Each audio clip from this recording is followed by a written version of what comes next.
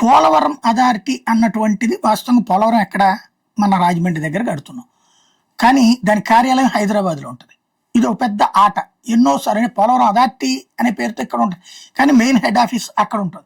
ఎన్నిసార్లు చెప్పినా వాళ్ళు ఇక్కడికి రావట్లేదు. ఏంటంటే హైదరాబాద్కి అలవాటు పడ్డ ఆ ఉద్యోగులు, ఆ స్టైలు, ఆ లగ్జూరియస్, ఆ మెట్రో లైఫ్కి అలవాటు పడ్డటువంటి వాళ్ళు ఇక్కడ రాజమండ్రి దగ్గర, పోలవరం దగ్గర ఉన్న పల్లె ప్రాంతాల జీవనంలో వాళ్ళ కుటుంబాలతో బ్రతకడానికి ఇష్టం లేదు. అందుకని ఏదో ఒక సాకు చెప్పి ఆపుతూనే ఉన్నారు.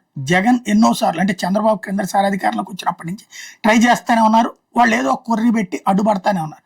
జగన్ వచ్చిన 5 ఏళ్లలో అనేక సార్లు ప్రయత్నించి చివరికి జగన్ వైజాగ్లోనన్నా ఇద్దాం అనుకున్నాడు. అయినా అప్పుడు భూమి కూడా చూసుకున్నారు, వాళ్ళు రాలేదు.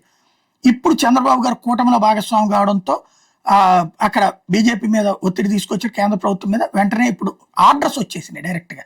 ఇప్పుడు హైదరాబాద్లో ఉన్న కార్యాలయం సచ్చినట్టు రాజమండ్రి దగ్గరికి మార్చాల్సి వస్తుంది.